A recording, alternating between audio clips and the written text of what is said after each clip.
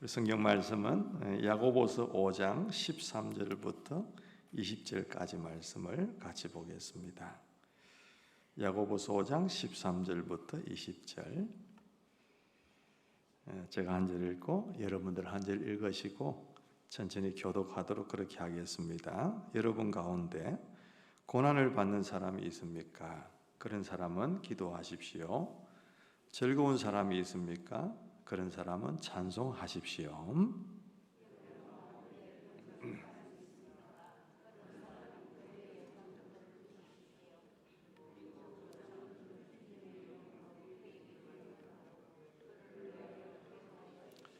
믿음으로 간절히 드리는 기도는 병든 사람을 낫게 할 것이니 주님께서 그를 일으켜 주실 것입니다.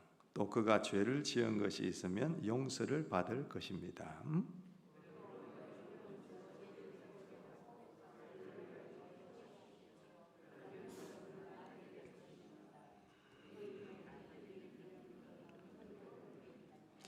엘리야는 우리와 같은 본성을 가진 사람이었지만 비가 오지 않도록 해달라고 간절히 기도하니 3년 6개월 동안이나 땅에 비가 내리지 않았으며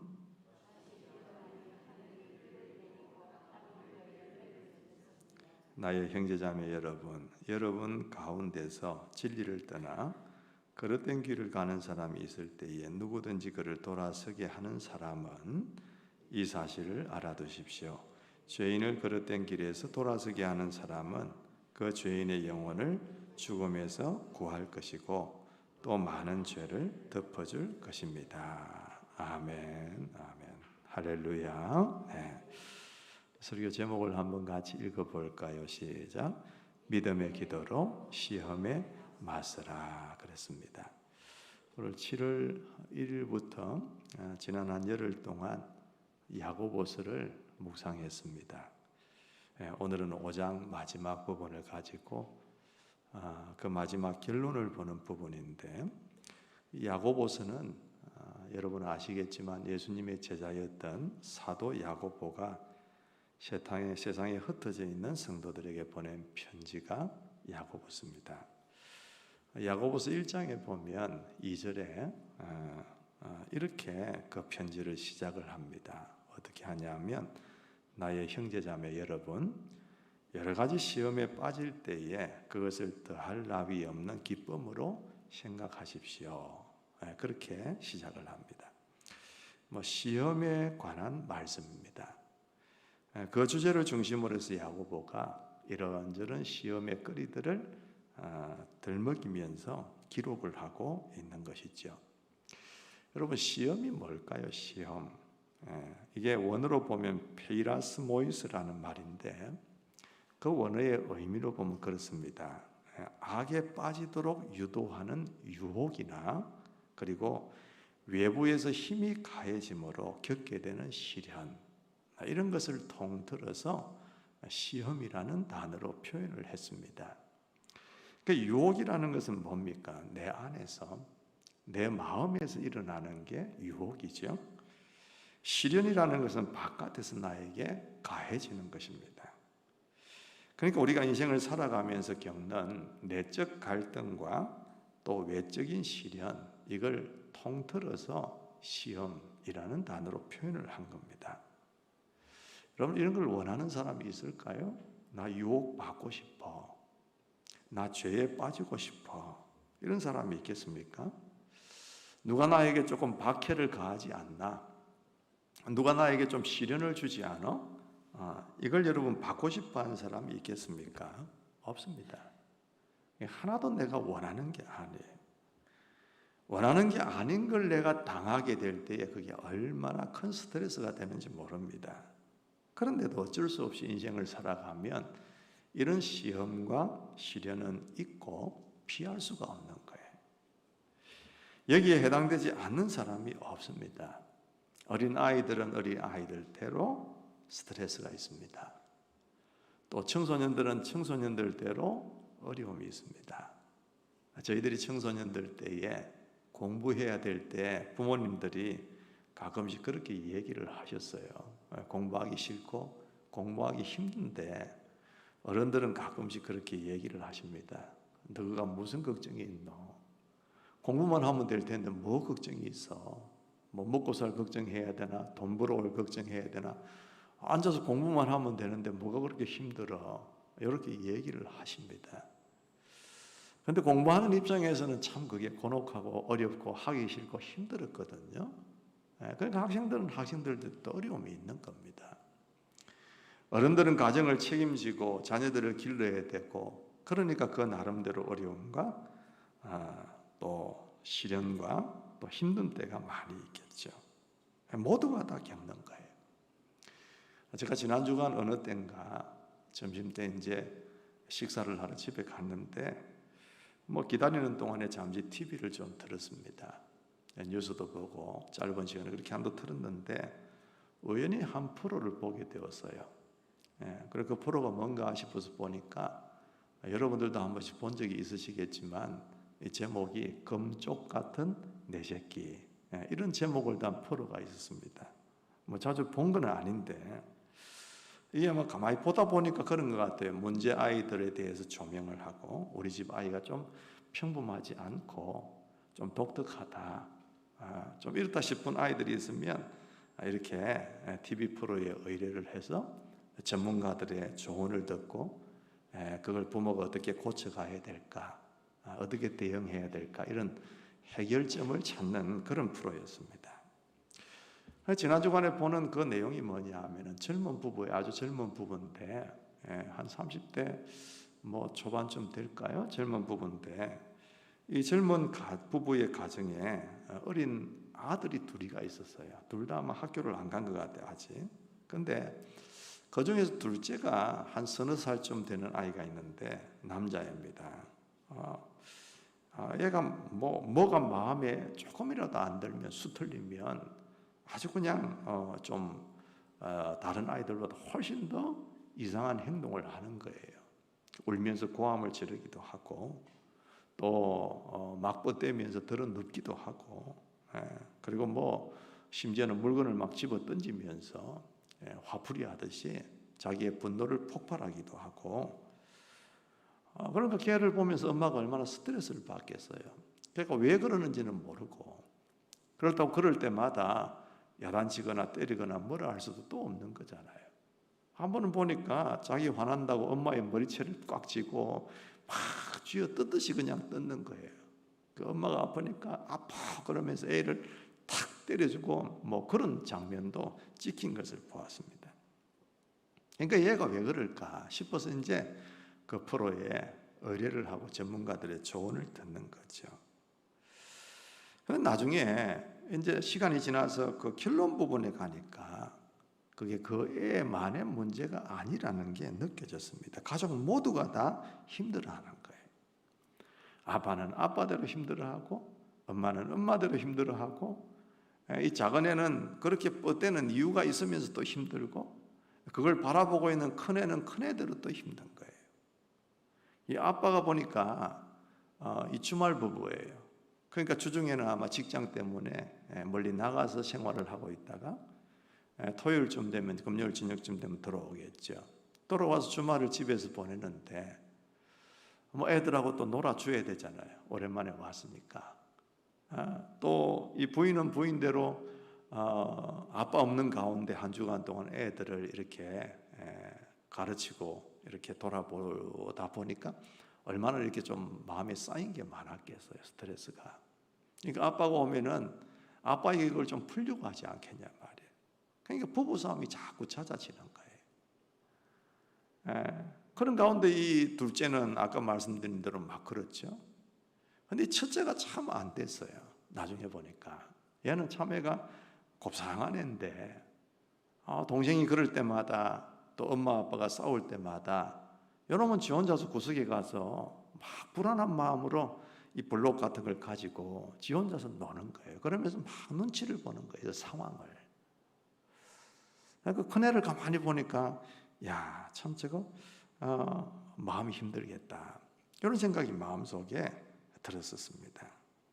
그러니까 아빠는 아빠대로 힘들어요, 엄마는 엄마대로 힘들어요, 동생은 동생대로 뻗대요.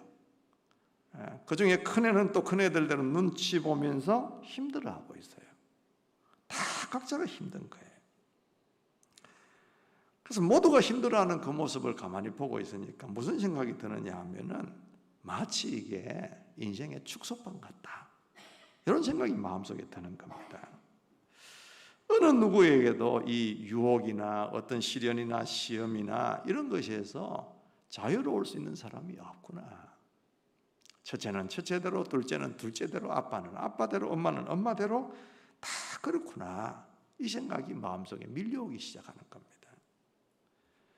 여러분, 인생을 살아가면서 겪는 누구나 당하는 어려움들이 많이 있습니다. 어떤 분들은 건강이 좋지 못해서 어려움을 겪습니다. 어떤 분들은 물질적으로 어려움이 많이 있는 분이 계십니다. 어떤 분은 잘 나가다가도 피치 못할 사고를 당해서 어려움에 직면한 분도 계십니다. 또 우리는 하나님의 백성인데 이 땅을 살아가려고 하니까 그 하나님의 백성으로 당하는 어려움도 또 많이 있습니다.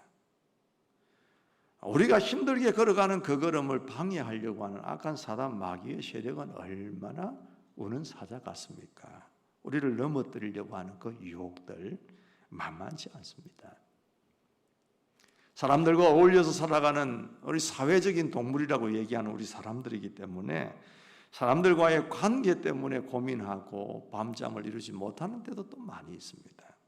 이런 시간들이 참 많은 거예요. 그래서 우리 교인들도 그렇고 누구든지 다 마찬가지입니다만 저분은 좀 편하겠지, 저분은 좀 괜찮겠지, 저분은 내가 가까이 가면 좀 위로를 받을 수 있겠지, 이런 사람이 있어서 다가가 봐도 얘기를 하다 보면 또 알고 나면 그분의 삶에도 또 무시 못할 그런 시련과 어려움들이 도사리고 있는 걸 우리가 많이 보게 되어집니다. 일부 시간에 우리 삼공부 수료식을 했다고 말씀드렸는데, 경건의 시간, 지난 주간에 이제 마지막으로 경건의 시간을 하면서 이래저래 이제 나누는데 뭘 얘기하다 그랬는지 모르겠지만 그 얘기가 나왔어요. 다시 옛날로 돌아가고 싶으냐, 이런 얘기가 나왔습니다. 근데 한 번도 나는 다시 옛날 시절로 좀 돌아가고 싶어요, 그런 얘기 하는 분이 없었어요. 특별히 여자분들은 절대 나는 목사님 안 돌아갑니다. 왜 그렇습니까, 여러분? 그 지나온 세월을 가만히 생각해 보니까 그 어려운 순간들이 다 생각이 나거든요. 다시 가서 내가 그 인생을 살아라 그러면 못 살 것 같습니다. 자기들의 그 어려운 상황들을 회상을 하는 거예요. 그래요, 여러분. 어떤 시험과 시련도 우리가 피할 수 있는 게 없고요, 쉬운 게 없고 마음대로 안 됩니다.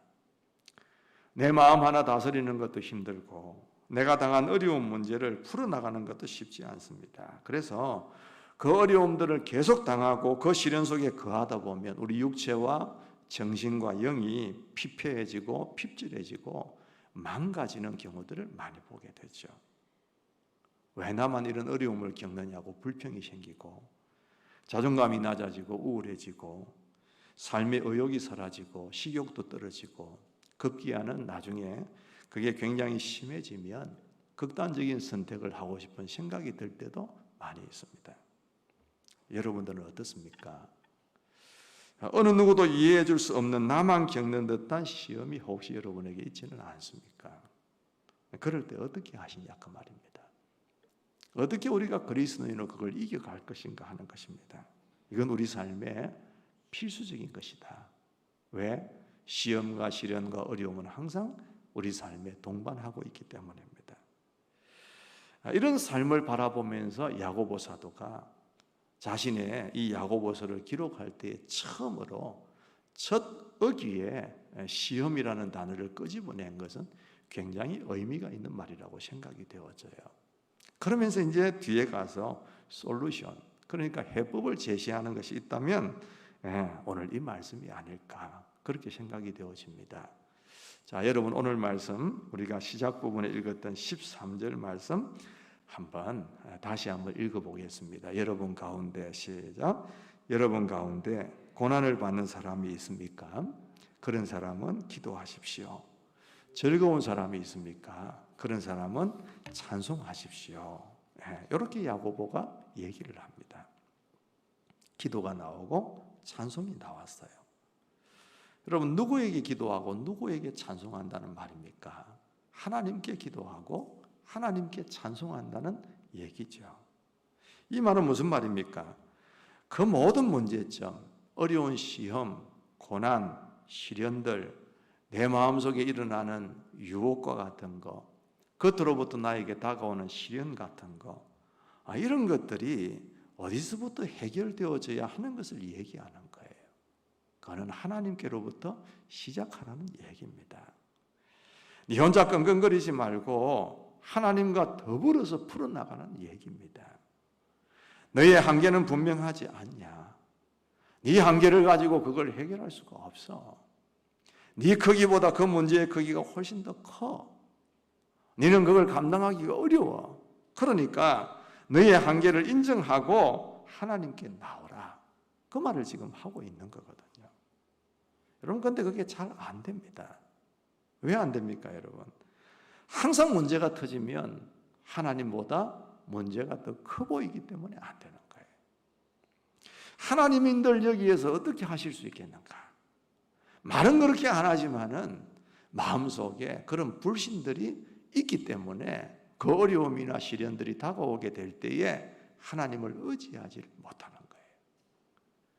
열왕기하 6장 7장에 가보면 여러분, 우리 열왕기하 말씀 들을 때에 그 말씀 본 적이 있지 않습니까? 엘리사 시대에 시리아의 왕이 이 이스라엘을 침공을 했습니다. 사마리아 성을 에워쌌어요. 자, 그러면 보급로가 차단되고 안에 있는 양식이 떨어지면 먹을 게 없어지고 마실 물이 떨어지면 마실 게 없어집니다.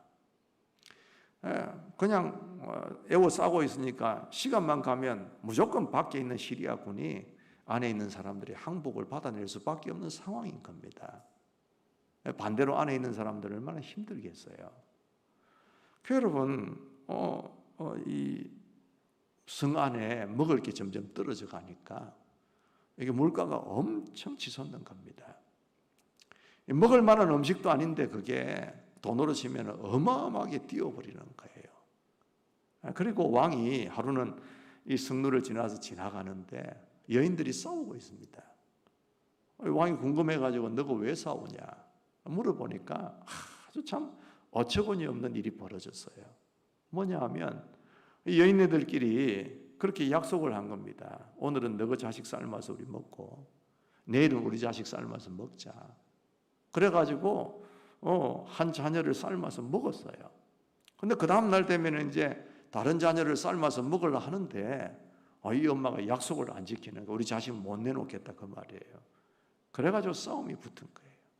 어제 우리 자식은 잘 삶아 먹어놔놓고 왜 너희 자식은 안 내놓냐? 네 자식만 자식이냐? 뭐 이런 얘기가 되겠죠. 이게 여러분 있을 법한 얘기입니까? 배가 고파서 부모가 굶어 죽을지언정 자식을 삶아 먹는 부모가 어디 있겠어요? 그러니까 단순하게 그 상황 자체만 어려운 게 아니라 그들이 얼마나 정신적으로 영적으로 피폐해 있었는가를 얘기하는 겁니다. 그러니까 이 왕이 옷을 찢으면서 괴로워하잖아요. 어쩌다 이런 처참한 꼴을 당하게 됐는가? 뭐 이렇게 되는 겁니다. 그런 내용을 보면서 엘리사가 왕에게 뭐라고 얘기하느냐면 예언을 하면서 하나님의 말씀을 전하는데 내일 이맘때쯤, 다시 말하면 한 24시간 뒤에 이 물가가 정상으로 돌아오고 이 사람들의 생활이 정상적이 될 것이라고 예언을 합니다. 문제가 다 해결된다고 얘기를 합니다. 여전히 눈앞에는 아무것도 해결되고 바뀐 게 없어요.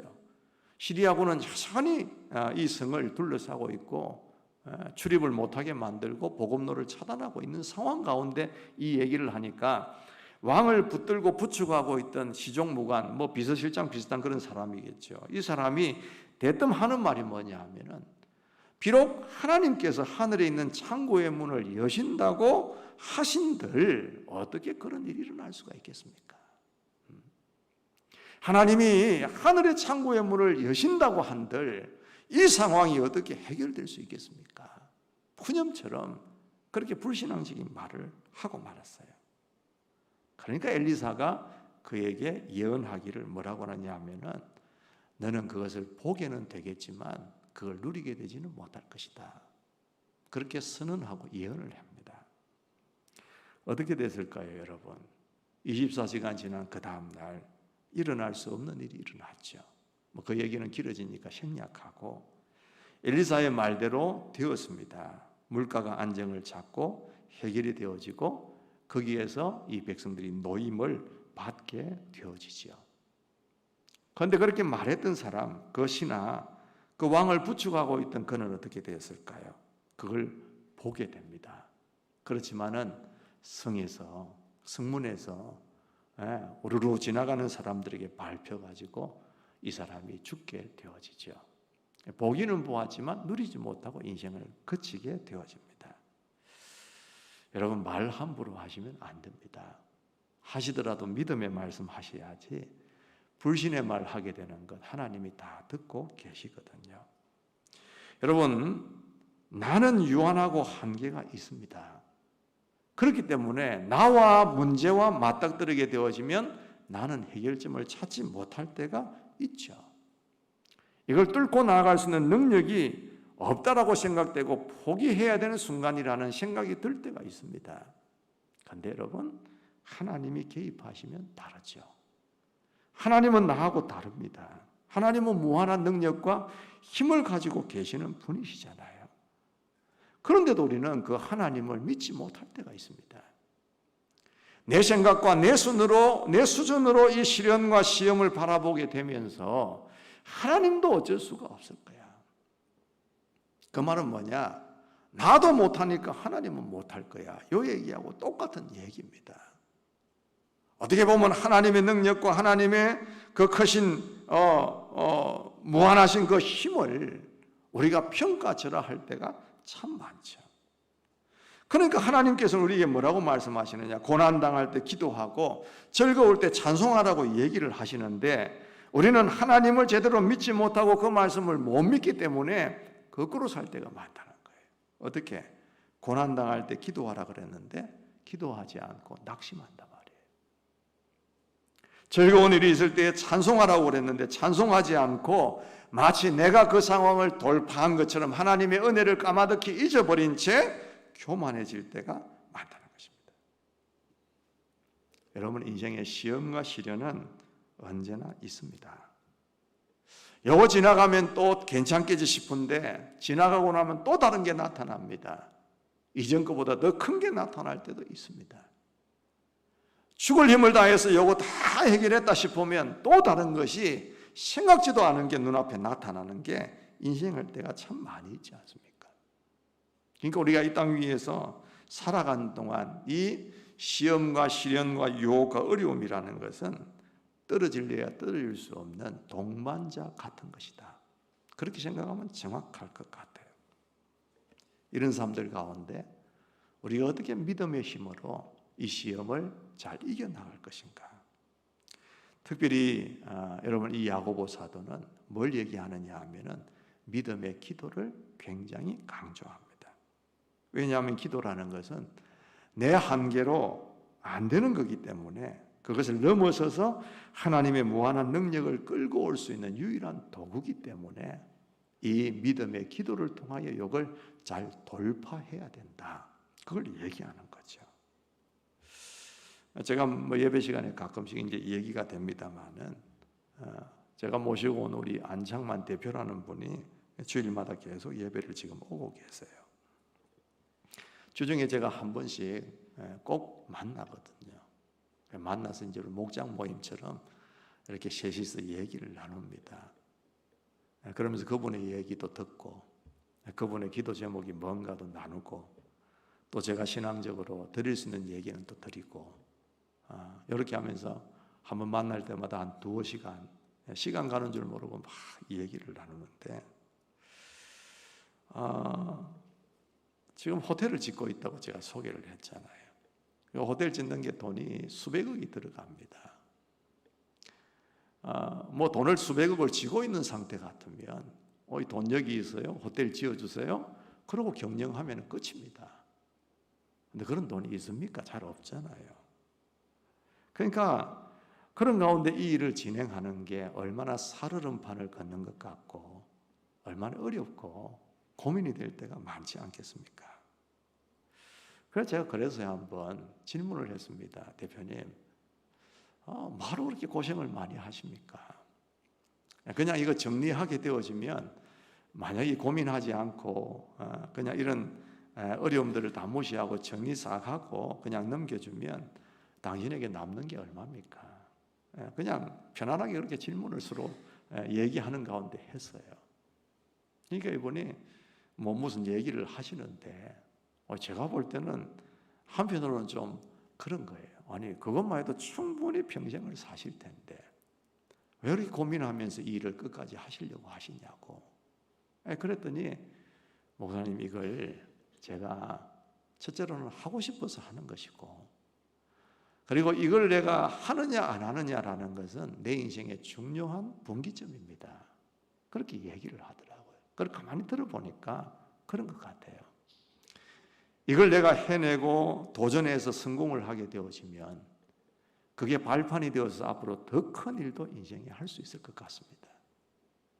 그런데 지금 내가 좀 어렵고 신경 쓰이고 힘든 프로젝트라고 해서 만약에 포기하게 되어지면 나는 평범한 한 사람으로 그냥 어디 가서 통닭집이나 하고 혹은 뭐 조그만한 무슨 가게나 하는 그런 사람으로 전락하고 말 것이고 평생 그렇게 살면서 아마 이 일을 굉장히 돌아보면서 후회를 많이 할 것 같습니다. 그렇게 얘기를 하더라고요. 그 얘기를 쭉 나누는 가운데 제가 참 배울 게 많다고 생각돼서요. 야, 이분들의 집념이라는 게, 그리고 본인들이 해내겠다고 하는 그 힘이라는 게, 의지라는 게 굉장히 대단한 것이구나. 이 사업은 아무나 하는 게 아닌 것이구나. 뭐 이런 생각이 참 많이 들었어요. 그러면 제가 진짜로 대표님 참 존경스럽다고, 자신의 그 의지와 목표를 위해서 이렇게 그 어려움이 있어도 끝까지 인내하면서 뚫고 갈 수 있다는 게 참 대단하신 것 같다. 저도 열심히 기도해 드리겠다고 그렇게 얘기를 했습니다. 여러분, 아직 그분은 믿음이 없는 분입니다. 어렵고 힘들기 때문에 또 이 자신이 하는 일, 이거 좀 더 잘 되었으면 하는 바람으로 지금 이제 하나님을 의지하면서 이제 갓 나온 분입니다. 그런데도 불구하고 그 어떤 상황 가운데서도 낙심하지 않고, 제가 볼 때는 충분히 낙심할 만한 상황인데도 낙심하지 않고, 불안해할 만한 상황인데도 불안해하지 않고 자신의 미래를 보면서 버티는 힘이 얼마나 대단한지 몰라요. 그러면서 제 자신을 보게 되었습니다. 우리는 하나님을 믿는다고 하면서도 이렇게 강력한 의지를 가지고 있는 세상적인 사람보다도 때로는 못할 때가 있구나. 하나님을 믿는다고 하고 하나님을 의지한다고 하고 기도한다고 하면서도 조그마한 시련이 오고 어려움이 오게 되어지면 허우적거리고 믿니 안 믿니 그러고 잠수 타고, 이런 것이 우리 삶에 있어서 되겠나. 우리 자신들을 보면서 부끄럽게 생각되는 경우들이 있었던 겁니다. 그래서 제가 제안을 했어요. 대표님, 아침에 몇 시에 일어나십니까? 새벽 4시에 일어난대요. 4시에 일어나서 이제 목욕탕 가서 목욕하고 그러신대요. 운동하고 그러면서 하루를 시작하신대. 그러면 새벽 기도에 한번 나와보시라고 그렇게 제가 제안을 했어요. 그러니까 목사님, 새벽 기도 가고 싶긴 가고 싶은데 뭐 목욕 가고 또 운동복 입고 이렇게 가려고 하니까 미안해서 못 가겠습니다. 괜찮다고. 체육복 입고 오셔도 괜찮으니까 그냥 뒤에 앉아서 5시 딱 오시면 5시 30분 하면 마치니까 오시라고 제가. 그래서 당신 힘으로 살려고 하지 말고 하나님이 당신의 리더가 되도록 그렇게 하시라고. 그럼 당신의 짐이 굉장히 가벼워질 것이다. 결과는 하나님 앞에 맡겨놓고 하나님을 의지하는 사람이 되시라. 그렇게 제가 권유를 해드렸습니다. 여러분, 오늘 말씀이 그러잖아요. 여러분 가운데 병든 사람이 있습니까? 기도해 주십시오. 죄 지은 자가 있습니까? 서로 고백하고 회개하면서 기도하십시오. 그렇게 얘기를 합니다. 우리 17절 18절 말씀 잘하는 말씀이지만 여러분 한번 보셨으면 좋겠습니다. 같이 한번 읽어볼까요? 엘리야는 시작. 엘리야는 우리와 같은 본성을 가진 사람이었지만 비가 오지 않도록 해달라고 간절히 기도하니 3년 6개월 동안이나 땅에 비가 내리지 않았으며 다시 기도하니 하늘이 비를 내리고 땅은 그 열매를 맺었습니다. 그렇게 얘기합니다. 비가 오지 않도록 간절히 기도하니까 3년 6개월 동안 비가 내리지 않았고 다시 비를 내려달라고 기도하니까 하늘이 비를 내리고 땅이 그 열매를 맺었다 그랬습니다. 이 말이 되는 소리입니까, 여러분? 내가 하늘을 향하여 비를 명한다고 비가 내릴 수 있습니까? 비를 그치라고 한다고 그칠 수 있습니까? 안 됩니다. 하나님께서 그거는 하시는 거잖아요. 그러니까 이 중요한 말이 뭐냐면 간절히 기도하니 그 말이고 다시 기도하니 기도에 초점이 맞추어져 있는 거죠. 한번 따라해 보셨으면 좋겠습니다. 간절히 기도하니 다시 기도하니 간절히 기도하고 다시 기도하니까 엘리야는 우리하고 본성이 같은 사람이지만 하나님께서 도우시고 능력으로 그 기도를 응답하셔서 비가 안 내리기도 하시고 비가 내리기도 하시는 역사가 있었다는 것을 얘기하는 것이죠. 여러분, 혹시 여러분 김창렬 화백이라고 하는 그림 그리는 분을 화가를 알고 계시는지 모르겠습니다. 올해 초에 아마 세상을 떠나신 걸로 알고 있는데 그분은 어떤 그림으로 유명하냐 하면 물방울 그림으로 유명한 분입니다.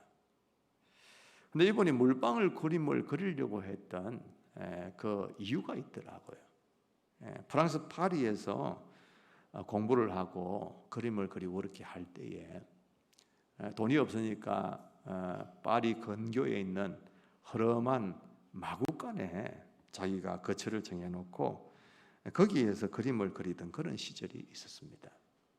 얼마나 몸과 마음이 피곤한 시절이었겠습니까? 그래서 많이 지쳐가고 있는 어느 날, 그 캔버스에다가 이제 그림을 그리고 이제 막 그렇게 하고 있는 가운데, 이제 옆에 물을 좀 떠나놓고 세수를 했던 것 같아요. 세수를 하고 나서 이제 닦고 다시금 그림을 그리려고 캔버스에 앉았는데 세수할 때 물이 몇 방울이 그 그림에 튄 거예요. 근데 마침 그 햇빛이 영롱하게 그걸 쫙 비추고 있는데 그 튄 물방울이 그렇게 예쁘게 보일 수가 없더라는 거예요. 너무 영롱하고 아름답고 예쁘더라는 거예요.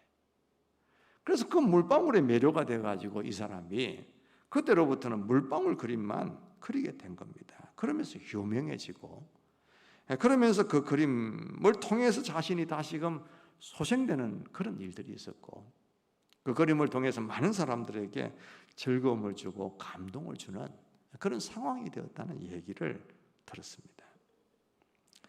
그 말을 들으면서 마음속에 드는 생각이 뭐냐 하면 여러분 신자들의 삶들, 믿음을 가진 우리들의 삶 속에도 천국에서 떨어지는 작은 물방울들이 있다 이 생각이 드는 거예요. 시험이라고 하는 물방울이 떨어질 때가 있습니다.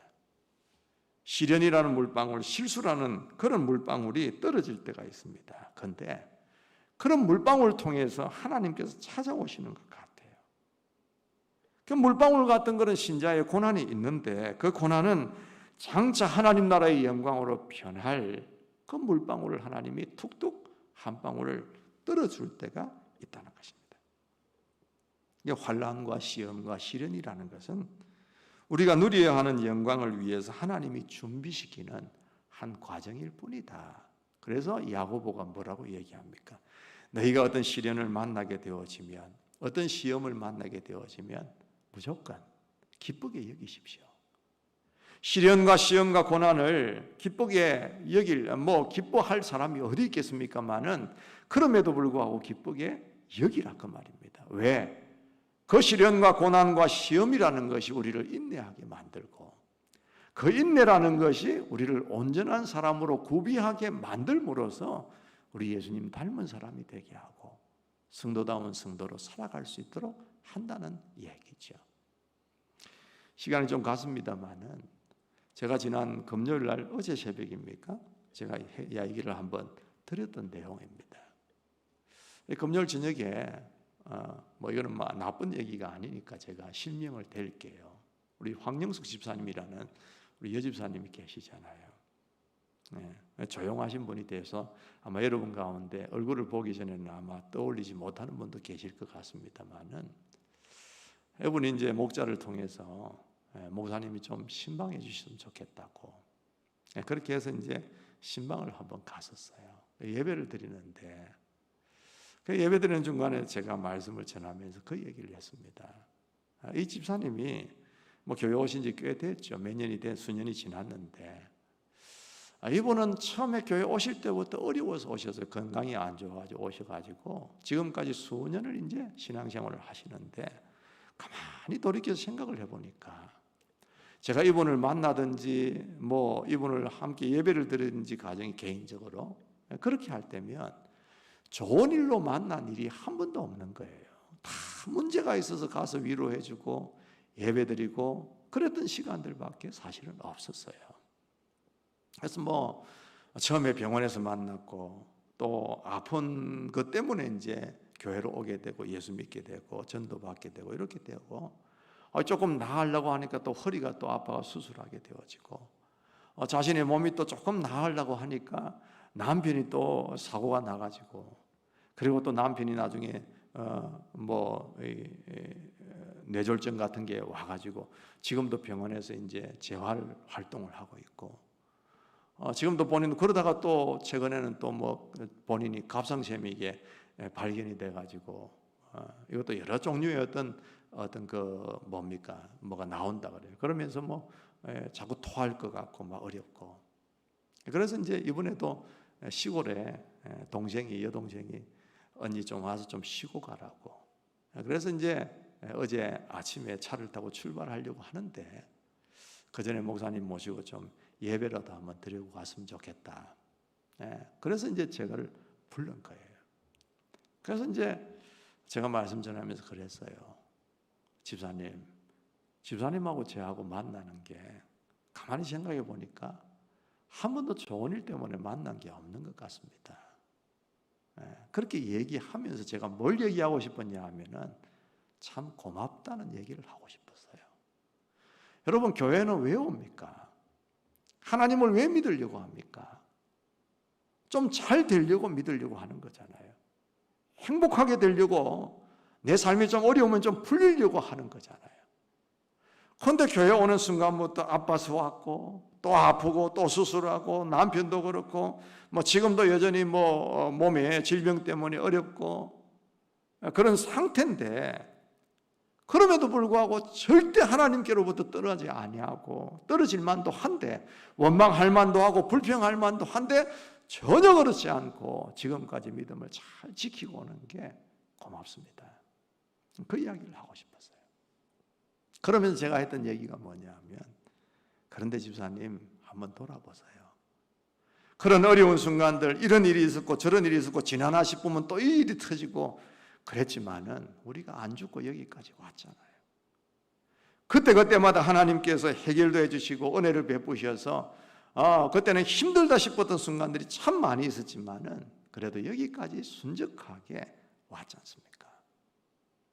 우리는 좀 덜 느낄지 모르지만 하나님이 그 가운데 우리를 지키시고 인도하시고 보호하신 은혜가 얼마나 큰지,